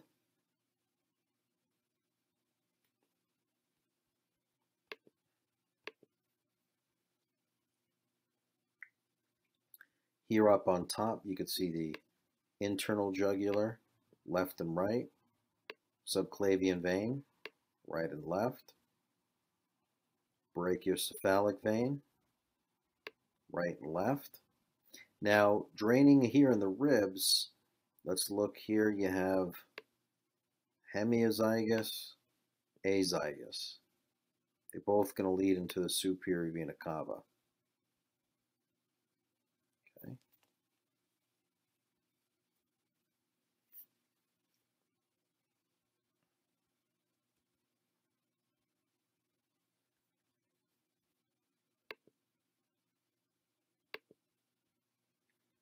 We're going to show you the hepatic portal vein, hepatic vein. They're different structures.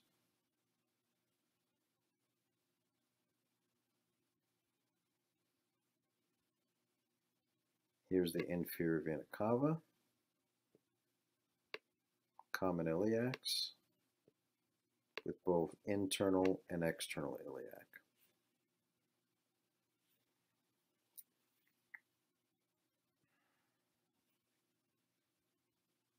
Again, we talk about the venous system. We're starting at the feet, and we got to work our way up this way.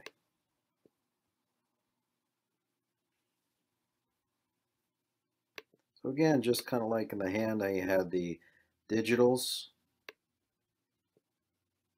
Then there was the palmar arches.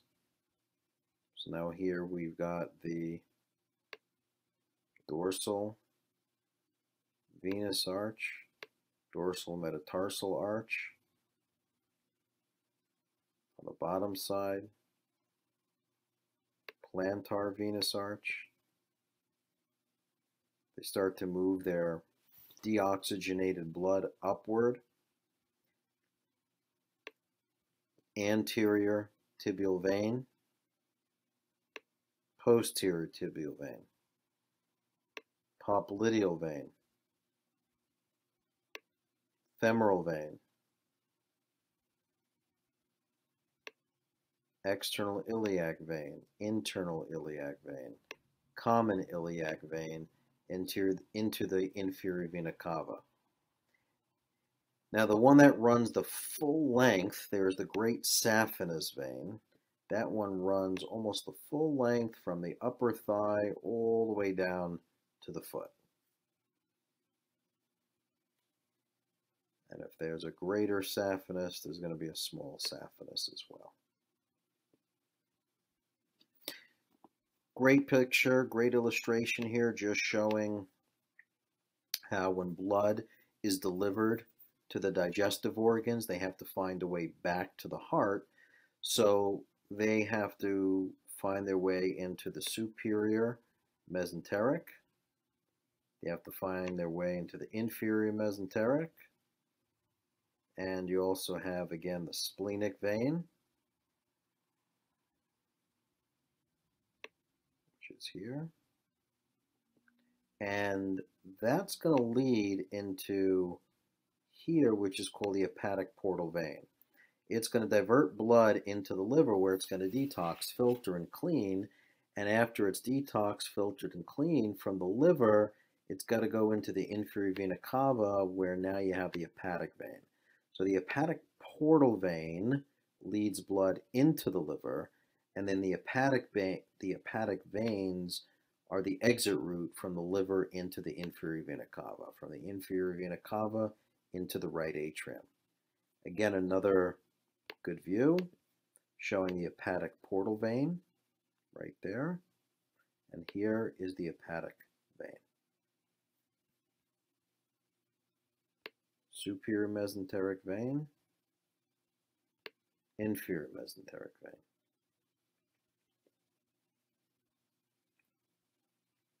So the hepatic portal circulation is designed to divert blood from the digestive system to the liver before it enters general circulation. The hepatic portal vein is formed from joining of the superior mesenteric vein, splenic vein, and the hepatic portal circulatory route is referred to as the portal system.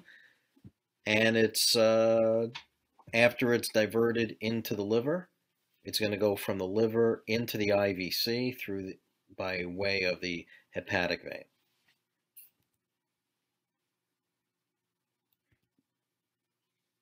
Pulmonary circulation. We did this when we did the heart. So it's going to go from superior vena cava into the right atrium into the right ventricle into the pulmonary trunk into the left and right pulmonary arteries. Pulmonary arteries are going to lead the deoxygenated blood into the lungs, and then the lungs, it's going to lead into the pulmonary veins into the left atrium into the left ventricle, Left ventricle is going to pump blood into the arch of the aorta, back into systemic circulation. Just FYI, if you look down, here's the diaphragm. Here's your inferior vena cava. So breathing and respiration is so important. It creates a pump on the IVC. When you inhale, remember the diaphragm moves down. When you exhale, it pushes back up. That within itself is a pump.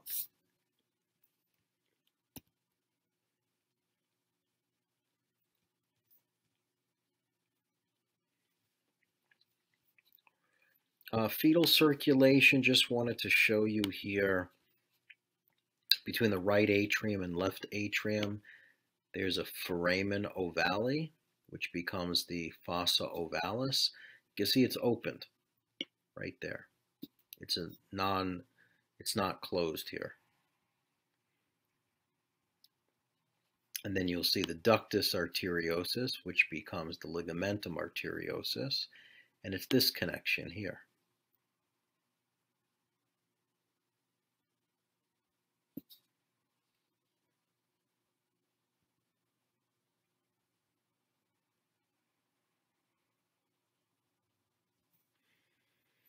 Okay, this one is just showing the fetal circulation, and again, you can see that bypass of the foramen ovale, shunting blood from the right atrium into the left atrium.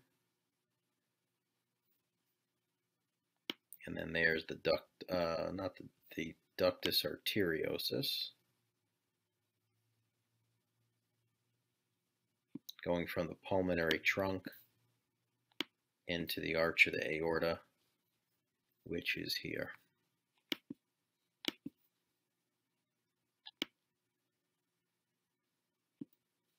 That little small section there.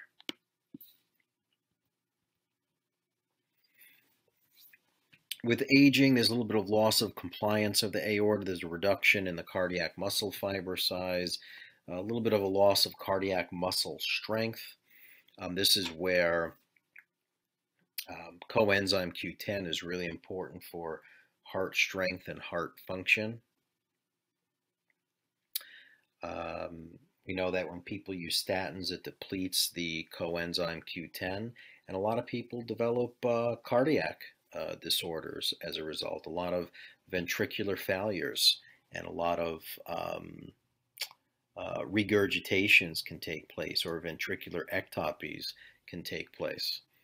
Decline in maximum heart rate, increase in systolic pressure. Really nice picture, great illustration here showing the connection between the cardiovascular systems and every system out there. Okay, let's look at blood pressure homeostasis.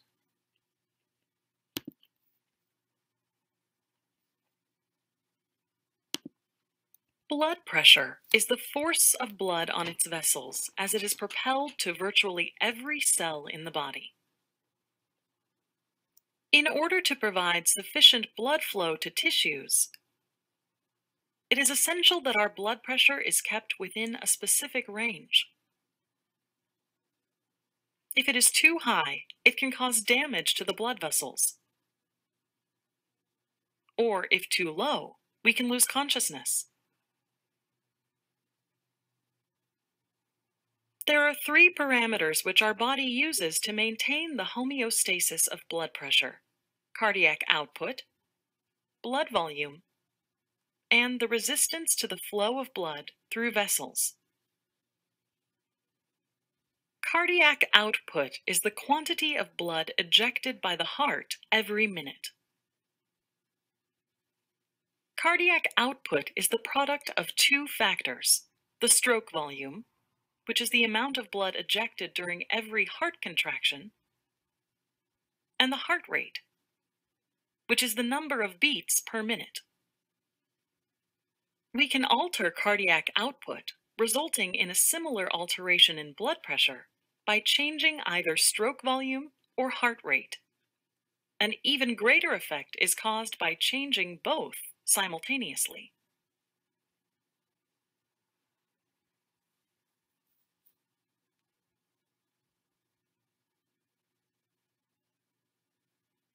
Blood volume exerts pressure on the blood vessel walls.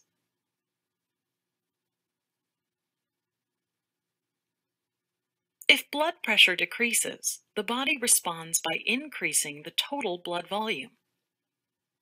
This response then raises blood pressure to increase blood flow. If blood pressure becomes abnormally high, then the body responds by reducing blood volume, thereby decreasing blood pressure. The third factor that governs blood pressure, resistance to blood flow, is due to friction between blood and the walls of the blood vessels.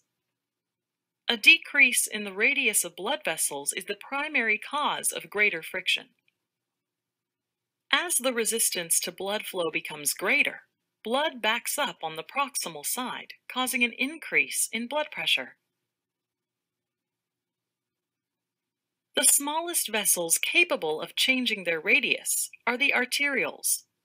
The collective constriction of arterioles throughout the body results in what is known as total peripheral resistance, which affects systemic arterial blood pressure.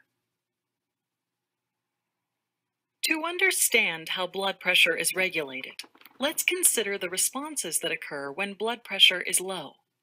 Within the medulla oblongata, an area known as the cardiovascular center receives input from baroreceptors in the neck and aortic arch.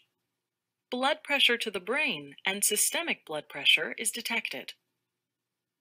The cardiovascular center quickly responds to low blood pressure by stimulating the sympathetic nervous system to increase the contractility and speed of the heart, causing an increase in cardiac output.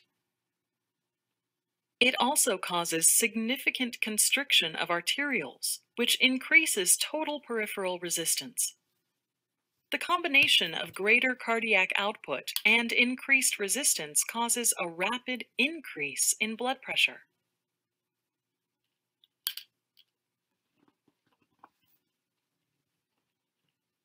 Hormones can also raise blood pressure.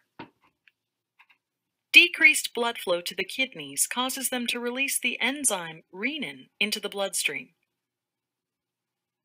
This results in the activation of angiotensin II, which increases blood pressure in two ways. One response to the activation of angiotensin II is the release of aldosterone from the adrenal cortex. This causes the kidneys to retain additional sodium, resulting in additional retention of water. Aldosterone, in conjunction with the water-retaining antidiuretic hormone, increases plasma volume, providing greater cardiac output to raise blood pressure. Angiotensin II is also a powerful vasoconstrictor, which increases total peripheral resistance, resulting in increased blood pressure. Baroreceptors also provide input indicating high blood pressure to the cardiovascular center, which sends the signal to increase parasympathetic stimulation and decrease sympathetic stimulation. This will decrease the contractility and speed of the heart to lower blood pressure. It also allows arterioles to relax to decrease total peripheral resistance. Hormones may decrease blood volume, which leads to lowering blood pressure. Stretch receptors in the atria of the heart produce atrial natriuretic peptide when too much blood volume is detected. Atrial natriuretic peptide inhibits the renin-angiotensin II sequence, causing the kidneys to excrete more sodium and water. This will decrease blood volume. The homeostasis of systemic blood pressure can be summarized as the control of three factors: cardiac output, the resistance to the flow of the blood through the blood vessels, and the blood volume. Blood pressure homeostasis is maintained throughout our active lives with incredible accuracy, able to meet the demands of each cell.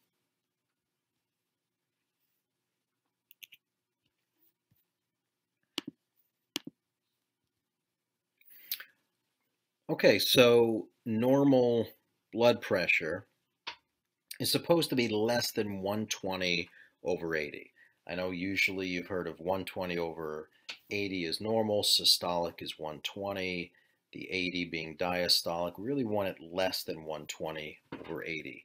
If it's more than that, we're starting to think that there's, maybe some hydration issues, perhaps an imbalance between magnesium and calcium and potassium, hydration levels, inflammatory issues in the body. The pre-hypertension is going to be now 120 to 139 and 80 to 89. And then in hypertension, there's stage 1 and stage 2. Stage 1 is the 140 to 159. And greater than 160 is going to be stage 2 hypertension. Systolic is the amount of pressure in the arterial system when the ventricles are contracting, and diastolic is when they're relaxing. Okay, so I know there was a lot of information. It was over 2 hours long, but just split it up. A lot of information.